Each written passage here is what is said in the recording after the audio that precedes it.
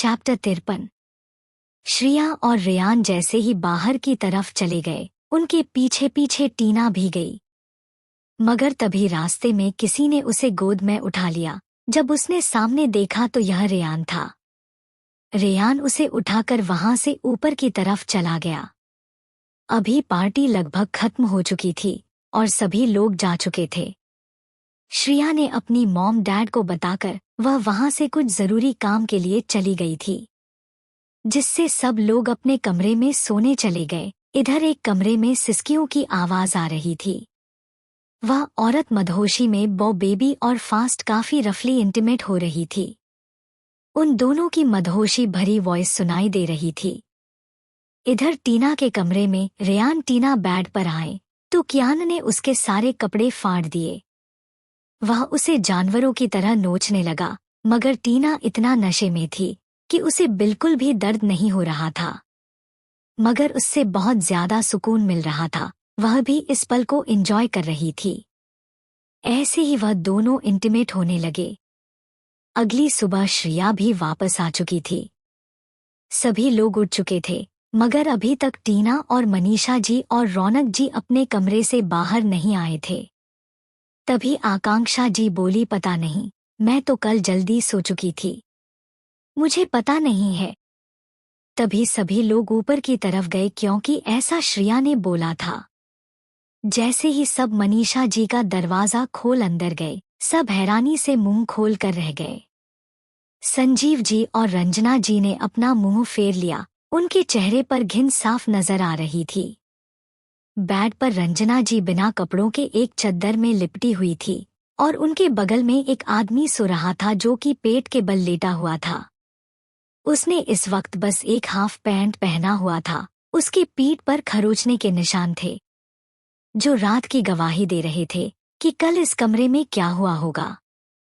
आकांक्षा जी गुस्से से कांपने लगी। उन्होंने एक झटके में रंजना जी को खड़ा किया, जिससे उनका कंबल नीचे हो गया। इसी के साथ सबने फिर से अपना चेहरा दूसरी तरफ कर लिया।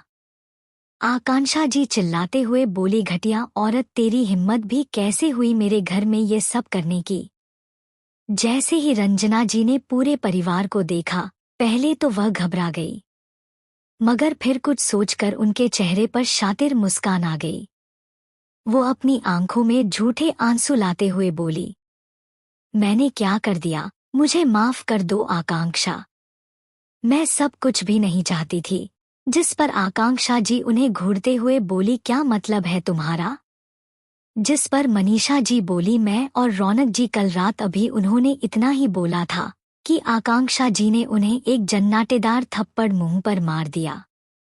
इसी के साथ उनके चेहरे से एक सिसकी निकली और वह गुस्से से आकांक्षा को देखने लगे। इतने शोर से जब वह आदमी उठा तो सब उसे देखकर हैरान रह गए, क्योंकि यह कोई और नहीं बल्कि मलय राठौर थे। जैसे ही सबने मलय जी को देखा, सब हैरानी से उन दोनों को देखने लगे। वहीं मनीषा का भी यही हाल था।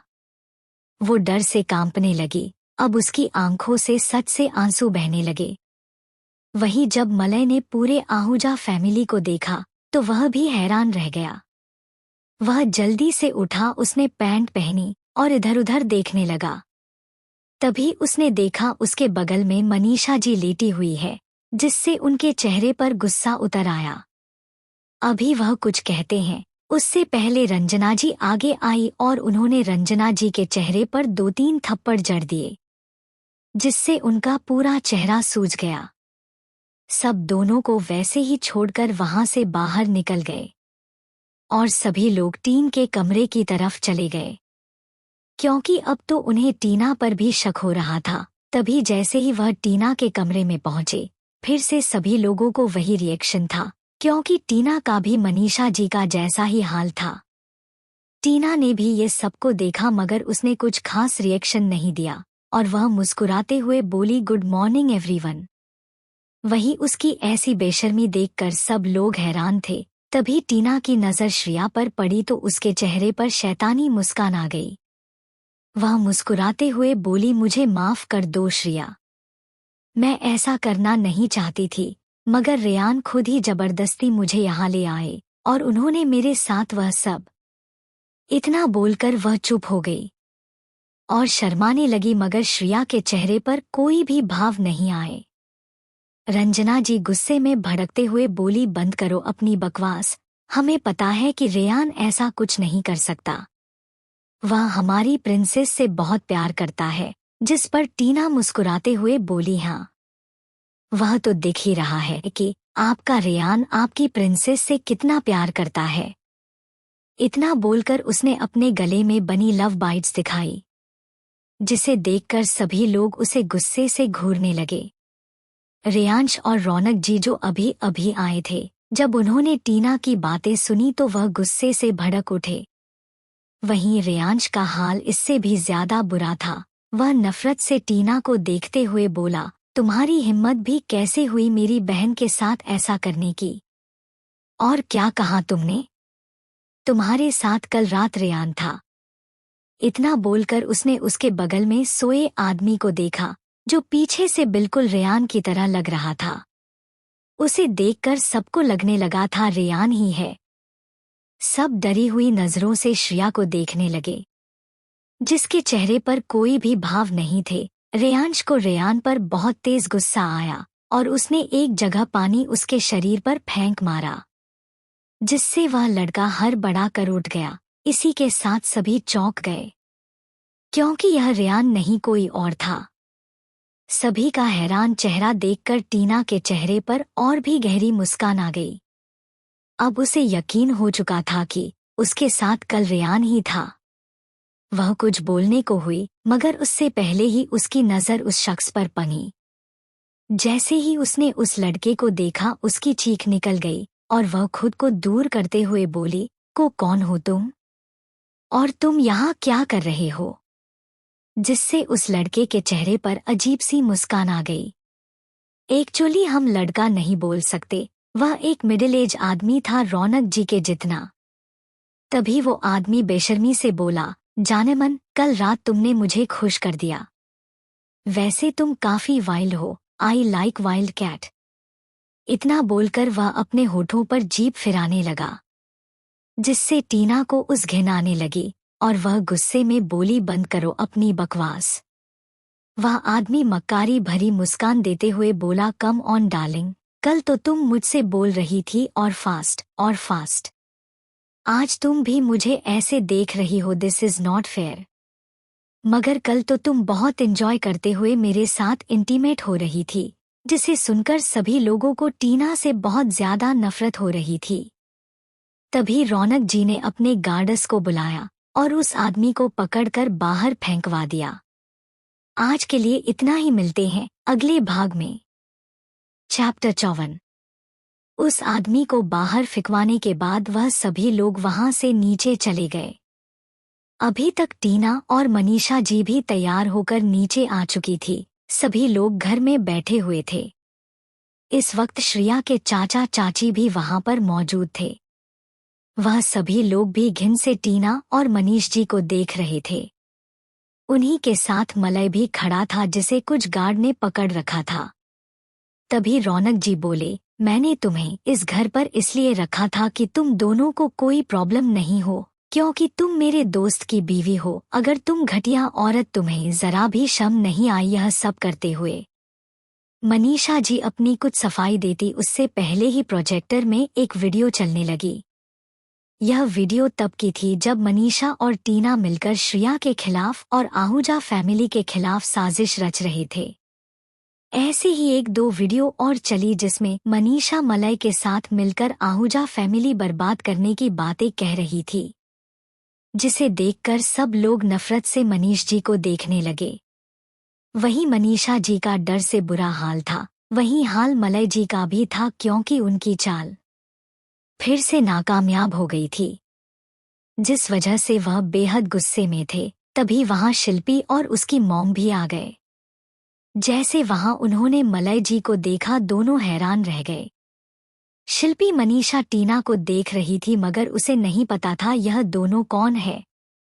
जिस पर शिल्पी चिल्लाते हुए बोली, श्रिया तुमने हमें यहाँ क्यों बुलाया?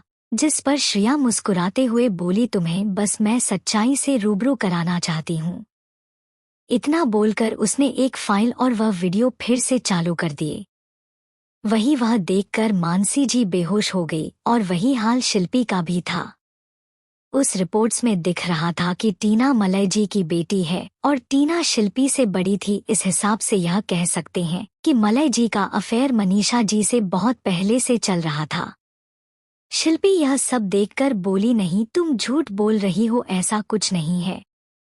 जिस पर श्रिया मुस्कुराते हुए बोली, अच्छा तो ठीक है, तुम्हें जैसा लगे, मगर यही सच है। इतना बोलकर उसने डेवल स्माइल पास की। कुछ देर बाद वहां पुलिस गई और उसने मलय जी, मनीष जी और टीना को गिरफ्तार किया। पुलिस और उनके साथी उन तीनों को वहां से घसीटते हुए ले गए, मगर मलय और मनीषा यहाँ तक कि टीना चिल्लाते हुए बोल रहे थे, हम तुम्हें छोड़ेंगे नहीं, बस हमें वापस आने दो, उसके बाद हम तुम्हें बर्बाद कर देंगे। आकांक्षा रौनक मेरा है, मैं उसे पाकर रहूंगी। शिल्पी सच में खुद को ठगा हुआ सा महसूस कर रही थी। उसके डैड ने धोखा दिया। उसे यह सोच सोच कर बहुत डर लग रहा था, अब उसका क्या होगा। मगर अब क्या कर सकते थे। वह अपने पैर पटकते हुए अपनी मॉम के साथ वहां से निकल गई। उसकी मॉम जैसे ही बेहोश हुई वैसे ही थी। श्रिया ने उन्हें एक इंजेक्शन दे दिया था, जिसकी वजह से वह थोड़ी देर में होश में आ चुकी थी। मगर अब उनकी आंखों में आंसू नहीं थे, मगर एक खालीपन था। थोड़ी देर बाद श्रिया भी काम का बोलकर वहां से निकल गई और उसकी गाड़ी एक प्राइवेट विला में आकर रुकी।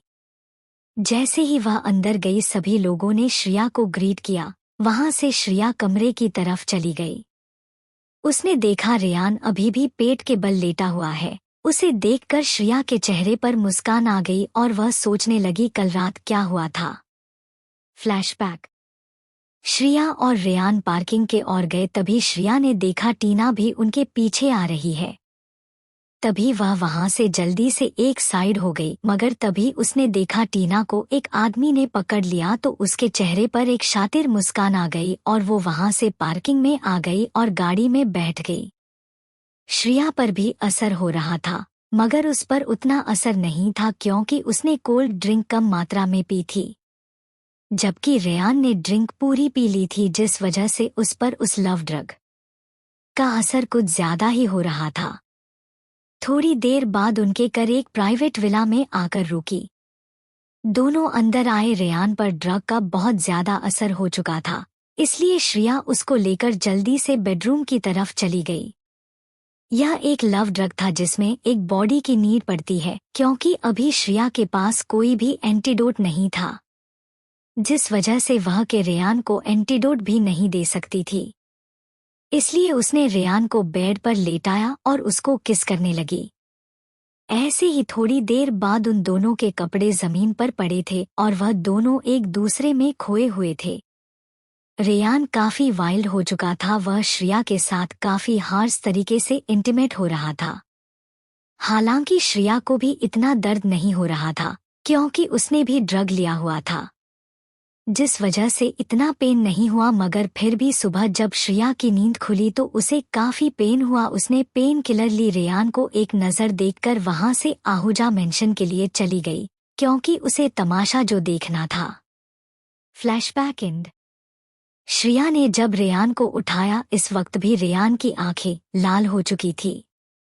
उसने जब अपने सामने श्रिया को देखा तो उसने उसको गले से लगा लिया और बोला, कल क्या हुआ था। श्रिया ने पहले तो नहीं बताना चाहा, मगर रेयान की जिद पर श्रिया ने सारी बात बता दी। यह सब सुनकर रेयान उसके चेहरे का अपने हाथों में पकमा और श्रिया को ऊपर से नीचे तक देखते हुए बोला, बेबी डॉल, मैंने तुम्हें ज्यादा हर्ट कर दिया। जिस पर श्रिया मुस्कुराते हुए बोली, ऐसी कोई बात नहीं है, चिंता मत कीजिए, सब कुछ ठीक है। रेयान ने श्रिया के माथे को चूमा और बाथरूम की तरफ चला गया। कुछ देर बाद रेयान बाहर आया, उसने कपड़े पहन लिए। फिर दोनों नीचे आने के बाद दोनों ने नाश्ता किया और वहां से आहूजा मेंशन की तरफ निकल गए। आज के लिए इतना ही, मिलते हैं अगले भाग में।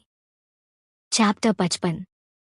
श्रिया और रेयान आहूजा मेंशन के लिए निकल गए। थोड़ी देर बाद उनकी गाड़ी आहूजा मेंशन में रुकी तो गार्ड ने गाड़ी का दरवाजा खोला।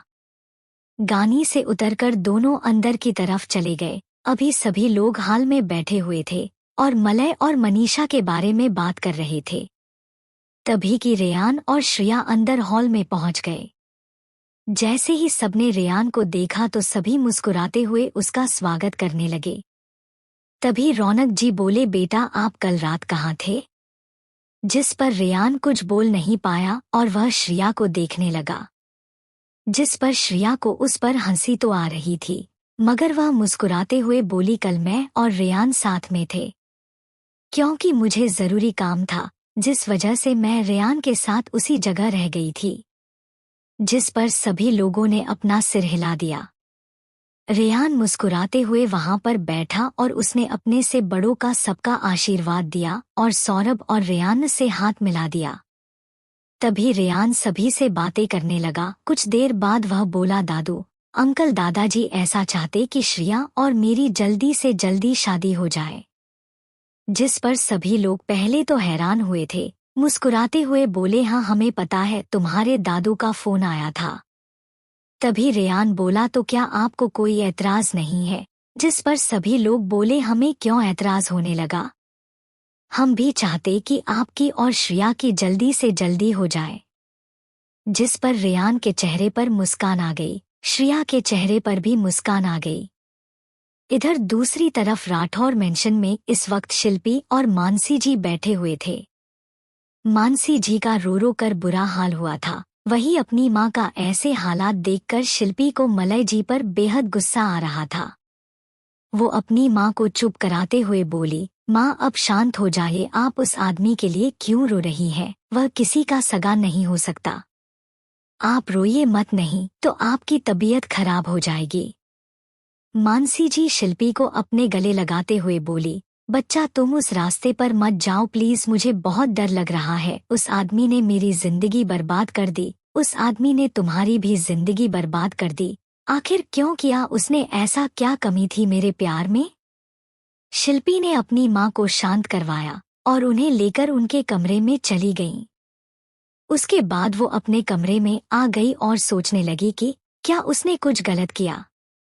मगर तभी उसे रेयान का ख्याल आ गया और अचानक उसको गुस्सा आने लगा। वह गुस्से में बोली, हाँ मैंने माना मैंने गलत किया, मगर रेयान मेरे हैं, मैं उन्हें नहीं जाने दे सकती, मैं उनसे बहुत प्यार करती हूँ। श्रिया तुम मेरे रास्ते पर मत आओ वरना मैं तुम्हें जान से मार दूंगी। शिल्पी अभी भी यह नहीं समझ पा रही थी कि वह जो कर रही है वह गलत है। उसके सर पर अभी भी कि रेयान के प्यार का भूत चढ़ा हुआ था। इधर दूसरी तरफ जेल में उन तीनों को बेहद दर्दनाक तरीके से टॉर्चर किया जा रहा था और यह टॉर्चर करने के लिए श्रिया ने पर्सनल डीसीपी को कॉल करके बोला था कि उन सबको टॉर्चर किया जाए। श्रिया की पकड़ अंडरवर्ल्ड से लेकर बिजनेस वर्ल्ड में थी। वह काफी फेमस डिजाइनर एनी थी। उसके द्वारा डिजाइन किए गए कपड़े कई सेलिब्रिटी, मॉडल यहाँ तक कि बड़ी लड़की बेटियां पसंद करती थी। अगर इस बारे में भी किसी को पता नहीं था कि डिजाइनर श्रिया है। रेयान थोड़ी देर बाद वहां से निकल गया। उसे इस वक्त घर के लिए जाना था। जब वह घर पहुंचा तो सब लोग उसे देखने लगे क्योंकि उसकी आंखें अभी भी लाल थी। सभी लोग चिंता में आ गए मगर उसने सभी को शांत करवाते हुए बोला, चिंता की कोई बात नहीं है, मैं ठीक हूँ। इतना बोलकर वह अपने कमरे में चला गया। उसने बिजनेस कोट पहना और वहां से नीचे आकर सभी को एक नज़र देखकर बोला, मैं ऑफिस जा रहा हूँ, मेरी एक जरूरी मीटिंग है। इतना बोलकर वह मेंशन से बाहर निकल गया। इधर श्रिया भी कुछ काम का बोलकर वहां से बाहर चली गई। किसी ने कुछ नहीं पूछा क्योंकि श्रिया कभी भी बेवजह कहीं नहीं जाती थी। श्रिया की गाड़ी पुलिस स्टेशन पर रुकी और वह अपनी तेज कदमों से अंदर चली गई। जैसे ही उसकी नजर मार खाते हैं उन तीनों पर पड़ी, उसके चेहरे पर शातिर मुस्कान आ गई। वह मुस्कुराते हुए वह सब देखने लगी। जैसे ही उन तीनों ने श्रिया को देखा उन तीनों के चेहरे पर नफरत उतर आई।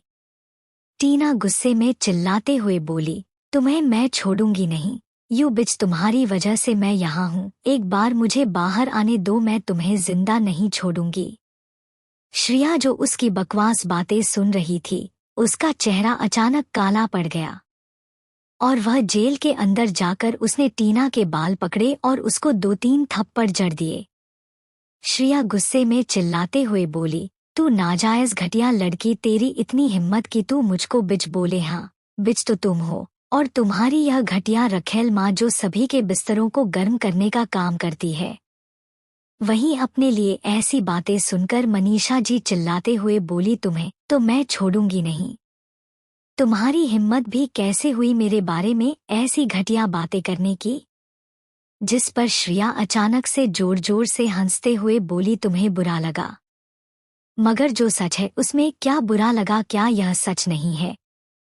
यह जानते हुए भी कि मलय राठौर शादीशुदा है, तुमने उसके साथ अपने नाजायज संबंध बनाए। यह सच नहीं है कि मोहन अंकल भी शादीशुदा थे, उसके बाद भी तुमने उनको ब्लैकमेल कर फंसा दिया। तुम्हें क्या लगता है कि मुझे तुम्हारे बारे में कुछ नहीं पता है?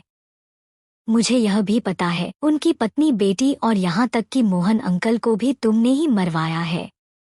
जैसे ही मनीष जी ने यह सुना, उनके पैरों तले जमीन के खिसक गई। वह हकलाते हुए बोली, तुम झूठ बोल रही हो ना, ऐसा कुछ नहीं है, तुम मुझ पर इल्जाम लगा रही हो। जिस पर श्रिया ने एकदम से उनकी आंखों में देखकर बोला, अच्छा मैं झूठ बोल रही हूँ, ठीक है, मैं झूठ बोल रही हूँ, यह तो कल तक पता चल जाएगा। इतना बोलकर वह वहां से निकल गई। मगर मनीषा जी के शरीर में डर से कांप उठी, क्योंकि उनका सालों पुराना राज खुलकर बाहर आ चुका था। अगर दुनिया वालों के सामने यह राज आ जाता तो सब उनके खिलाफ हो जाते। आज के लिए इतना ही, मिलते हैं अगले भाग में। चैप्टर 56। श्रिया की बातें सुनकर मनीषा जी डर गई। उन्हें यह डर सताने लगा कि कहीं उनके सालों पुराना राज सबको पता ना चल जाए। वह मलय जी को देखते हुए बोली, मलय कुछ कीजिए वरना मैं बर्बाद हो जाऊंगी। मलय गुस्से में चिल्लाते हुए बोला, बंद करो अपनी बकवास, यह सब तुम्हारी वजह से हो रहा है। तुम एक काम ठीक से नहीं कर पाती, आज तुम्हारी वजह से मैं फिर से जेल में आ गया। इतना बोलकर वह उसे नफरत से देखने लगा। वहीं मलय की आंखों में नफरत देखकर मनीषा जी को बहुत तेज गुस्सा आया और वह चिल्लाते हुए बोली, तुम क्या मुझे नफरत से देख रहे हो? नफरत तो मुझे तुमसे करनी चाहिए। तुम बहुत घटिया हो और कितने सेल्फिश हो तुम्हें अभी भी प्रॉपर्टी की पड़ी है और यहाँ हम लोग जेल में संग रहे हैं। वहीं श्रिया गाड़ी में बैठी और उसने किसी को फोन किया और उसे कुछ वीडियो और फोटो सेंड की।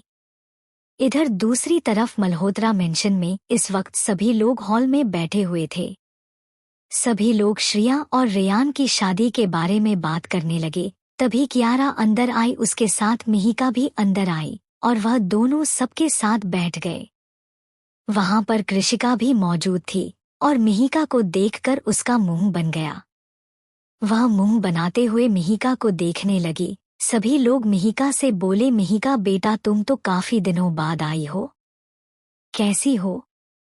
जिस पर मिहिका मुस्कुराते हुए बोली, मैं ठीक हूँ आंटी, आप कैसी हैं? तभी वह सब ऐसे ही बात करने लगे।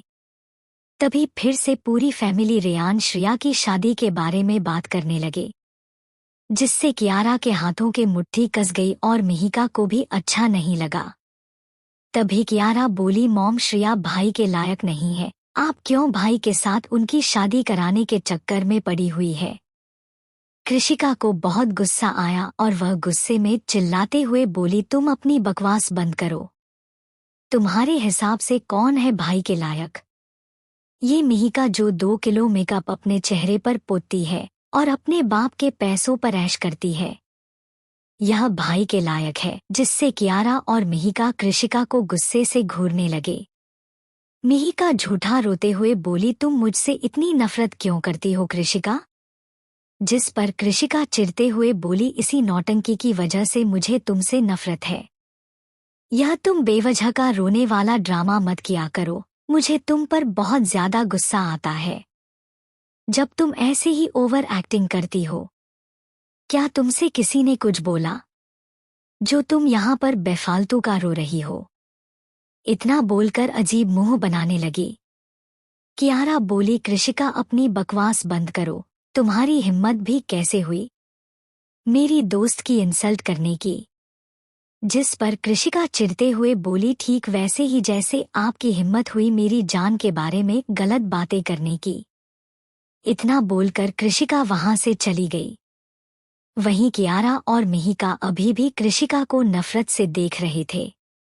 तभी कृषिका की मॉम बोली, बेटा उसके बातों का बुरा मत मानना, वह वैसी ही है, वह श्रेया से बहुत प्यार करती है। तुम भी कियारा श्रेया के बारे में ऐसा कैसे कह सकती हो? श्रेया बहुत अच्छी लड़की है और हमें बहुत पसंद है, हमें ही क्या रेयान को भी श्रेया बहुत पसंद है। हमारे सामने तो तुमने यह बातें बोल दिया, अगर तुमने भूलकर भी रेयान के सामने यह बातें बोली तो शायद उसे अच्छा नहीं लगे, इसलिए तुम यह बातें दोबारा मत बोलना। कियारा कुछ नहीं बोल पाई और वह मिहिका के साथ वहां से चली गई।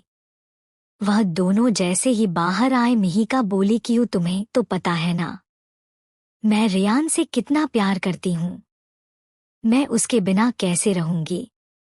और झूठ मूठ का रोने लगी।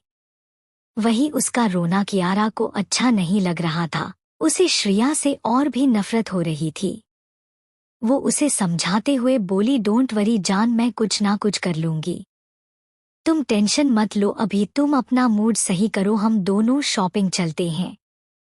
श्रेया गानी में थी, तभी उसे एक फोन आया, उसमें कुछ बोला गया जिससे श्रेया बोली, ठीक है मैं आ रही हूँ। इतना बोलकर उसने अपनी गाड़ी को वहां से दूसरी तरफ बढ़ा दी। कियारा और मिहिका एक बड़े से मॉल में आकर रुके और वह दोनों अंदर चले गए। वह दोनों शॉपिंग करने लगे, तभी उनकी नजर जाने पहचाने चेहरे पर पड़ी, जिसे देखकर उन दोनों के चेहरे पर नफरत उतर आई। कियारा नफरत से उस शख्स को देखने लगी, वह शख्स कोई और नहीं श्रेया थी। श्रेया सेल्समैन और सेल्स गर्ल को कुछ बातें समझा रही थी, जिसे वह लोग भी ध्यान से सुन रहे थे। तभी वहां पर कियारा आ गई और श्रेया को देखते हुए बोली, वैसे अच्छा तो बहुत लग रहा होगा ना तुम्हें मेरे भाई को फंसा कर, वरना तुम जैसी अनाथ लड़की को कोई कैसे मिल सकता है। तुम्हारा तो लेवल भी मेरे भाई के आसपास नहीं है। सभी लोग डर से कियारा को देखने लगे, क्योंकि सभी को पता था कि श्रेया कितनी ज्यादा खतरनाक है और उन्हें हैरानी भी हो रही थी कि यह घटिया लड़की कैसे श्रेया के बारे में ऐसी बातें कर सकती है। तभी श्रेया ने कियारा को देखा तो उसके चेहरे पर मुस्कान उतर आई और वह मुस्कुराते हुए बोली, ओहो तो यह तुम हो। तभी मैं सोचूं कि ऐसी घटिया बातें अपने गटर जैसे मुंह से कौन उगल रहा है। सभी को हंसी आ गई। उसके बाद श्रेया ने उसको ऊपर से नीचे तक देखते हुए बोला, तुम्हें मॉडल किसने बनाया, तुम्हारी शक्ल तो एकदम चिलगोजे जैसी लगती है, जिसे अगर रात में किसी ने देख लिया तो वो डर जाए। तुम बस मेकअप से खूबसूरत लगती हो। और क्या कहा तुमने कि मेरा लेवल तुम्हारे भाई के आसपास नहीं है? क्या तुम भूल रही हो कि मैं श्रेया आहूजा हूँ, आहूजा खानदान की इकलौती बेटी, और मैं तुम्हारी तरह अपनी फैमिली के सपोर्ट से बिजनेस इंडस्ट्री में नहीं हूँ, बल्कि अपने दम पर हूँ। जहाँ पर तुम खड़ी होना है वो जगह यानी ये माल मेरा है। मैं चाहूँ तो तुम्हें धक्के मार कर यहाँ से निकाल दूँ, मगर मुझे तुम जैसी बेकार कचरे सी शकल की लंकी के मुंह लगने का कोई शौक नहीं है। इसलिए अपने गटर जैसे मुंह को बंद रखो और चुपचाप शॉपिंग करो और यहाँ से चलती बनो। अगर तुमने दोबारा मेरी इंसल्ट करने की या मुझे नीचा दिखाने की कोशिश की ना तो तुम्हें मैं अपने ब्रांड से ब्लैक लिस्ट करके यहाँ से धक्के मारकर बाहर निकलवाऊंगी। फिर उसने एक नज़र मिहिका को देखा और बोली, और तुम भूल कर भी मेरे रेयान के आसपास मत भटकना, वरना तुम्हें मैं जिंदा दफना दूंगी। क्योंकि आज कृषु बोल रही थी कि तुम रेयान से शादी करने के सपने देख रही हो, तो यह सपना तुम बस सपने में देखा करो। अगर तुमने ऐसा कुछ भी करने की कोशिश तो मैं तुम्हें जान से मार दूंगी और कोई मेरा कुछ भी नहीं बिगाड़ पाएगा। और हाँ, मेरी बात को हल्के में लेने की भूल मत करना, वरना बुरी मौत मारी जाओगी। और अजीब तरीके से मुस्कुराने लगी, जिससे मिहिका के शरीर में डर की लहर दौड़ गई। आज के लिए इतना ही, मिलते हैं अगले भाग में। चैप्टर 57। मिहिका और कियारा को यह सब बोलने के बाद श्रिया वहां से चली गई। वहीं कियारा और मिहिका बस उसे देखते ही रह गए। आज तक किसी ने भी उनकी इतनी इंसल्ट नहीं की थी। इस वजह से वह दोनों बहुत ज्यादा शर्मिंदा फील कर रही थी। आसपास के लोग उन्हें मजाक भरी नजरों से देख रहे थे, जिसे देखकर उन्हें श्रिया पर और भी ज्यादा गुस्सा आ रहा था। इधर दूसरी तरफ एक आदमी यह सारा वीडियो रिकॉर्डिंग करने के बाद उसने यह वीडियो किसी को भेजो दिया। तभी रेयान का फोन की मैसेज ट्यून बजी। रेयान ने अपना फोन चेक किया तो उसको वहां एक वीडियो नजर आया। जब उसने वीडियो क्लिक की और वीडियो देखने लगा, जब यह वीडियो रेयान ने देखा तो उसके हाथों की मुट्ठी कस गई और वह गुस्से में बोला, कियारा और मिहिका, तुम दोनों की हिम्मत भी कैसे हुई मेरी बेबी डॉल से ऐसी घटिया बातें बोलने की? लगता है तुम्हें सबक सिखाना ही पड़ेगा।